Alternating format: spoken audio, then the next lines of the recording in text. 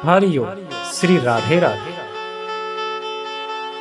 ध्येयं सदा परिववध्यानम्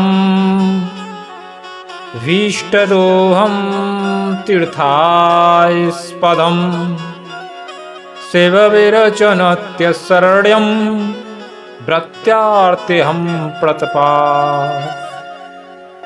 भवाद्यपूतं वन्दे महापुरुष ते चरणारविन्दम्।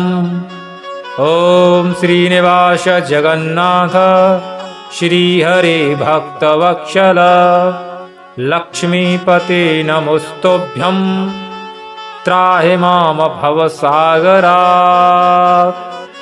राधा कृष्ण गोविन्दं भक्तकामप्रपूरक नारायण नमोस्तुभ्यं त्राहि माम भवसागरात्।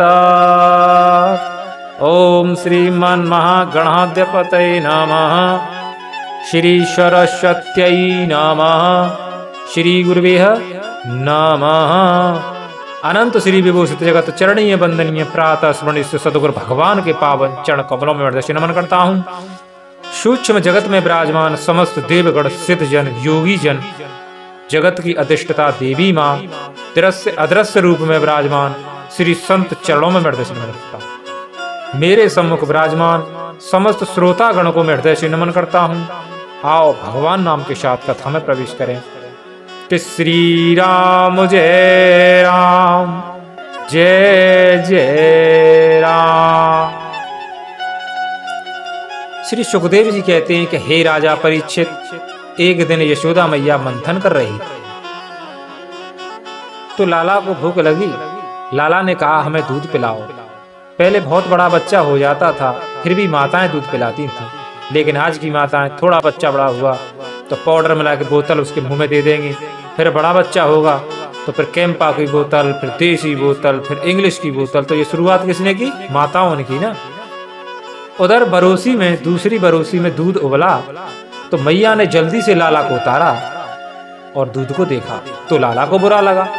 लाला ने कहा हमारी तो घर में कछु वैल्यू ना है, दूध के बराबर भी वैल्यू ना है। और लाला ने गुस्से में वहां एक रोड़ा पड़ा था उसे उठाकर जो दही को चला रही थी उसमें मारा। सारा दही दही फैला। आज तेरा दही देख रहा हूं। मैया को गुस्सा आ गया और क्रोध में लकड़ी लेकर भगवान के पीछे दौड़ पड़ी। आगे आगे लाला और पीछे पीछे मैया। पकड़ में नहीं आ रहे हैं। जो योगियों के पकड़ में नहीं आते वो कैसे पकड़ में आ जाएं?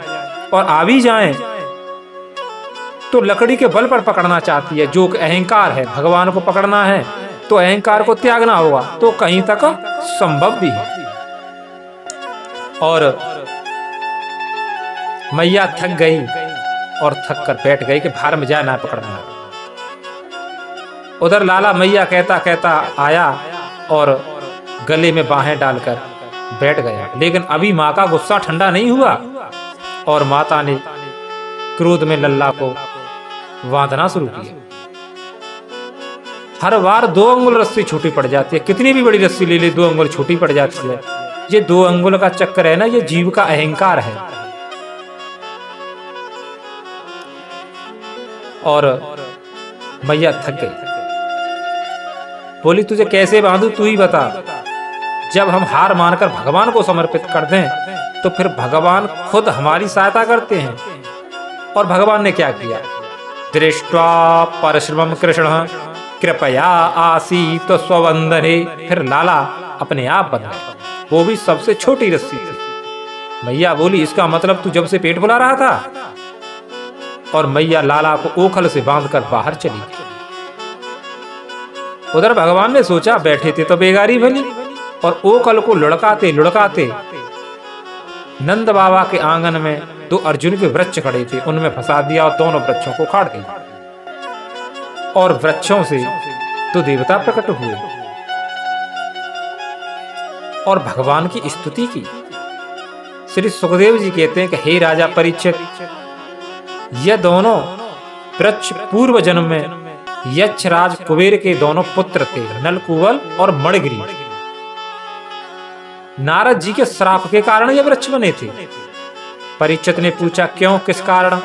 तो श्री सुखदेव जी ने कहा कि हे राजन, एक बार यक्षराज कुबेर के दोनों पुत्र नलकूबल और मणिग्रीव मंदाकिनी नदी में अप्सराओं के साथ जल क्रीड़ा कर रहे थे और उसी समय देवर्षि नारद नर नारायण भगवान के आश्रम की तरफ जा रहे थे।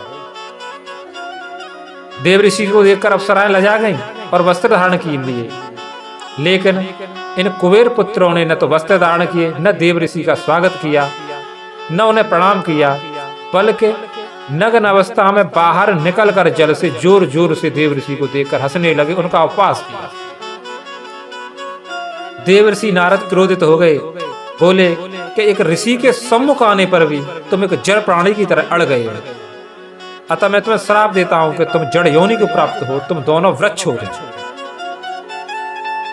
श्राप के कारण तुरंत ही दोनों यक्ष पुत्रों का अहंकार नष्ट हो गया और ऋषि के चरणों में गिरकर बारंबार क्षमा याचना की। देवर्षि नारद ने कहा, मेरा श्राप निष्फल नहीं हो सकता, परंतु तुमने क्षमा याचना की, इसलिए वैवस्वत मन मंत्र की 28वीं चतुर्युग के द्वापर युग के अंत में भगवान श्री कृष्ण के हाथों तुम्हारा कल्याण होगा। तब तक तुम यूं ही धूप वर्षा गर्मी वृक्ष योनि में सहते रहोगे। और जब श्राप मुक्त होकर दोनों कुबेर पुत्र जाने लगे तो भगवान ने कहा, अरे रुको गंधर्वो, तुम तो बड़े स्वार्थी, हमारी रस्सी तो खोलो। तब गंधर्वों ने कहा कि प्रभु तुम तो बंधे ही अच्छे हो, तुम्हारा बंधना ही हमारी मुक्ति का कारण है।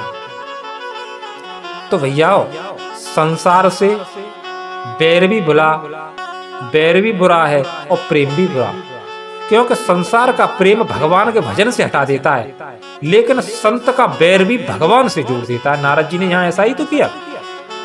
तो हमें कथा सिखाती है कि नशा चाहे धन का हो या मदरा का, एक दिन नशा करने वाले का ही सर्वनाश करके मानता है। बोलो श्री राधे राधे।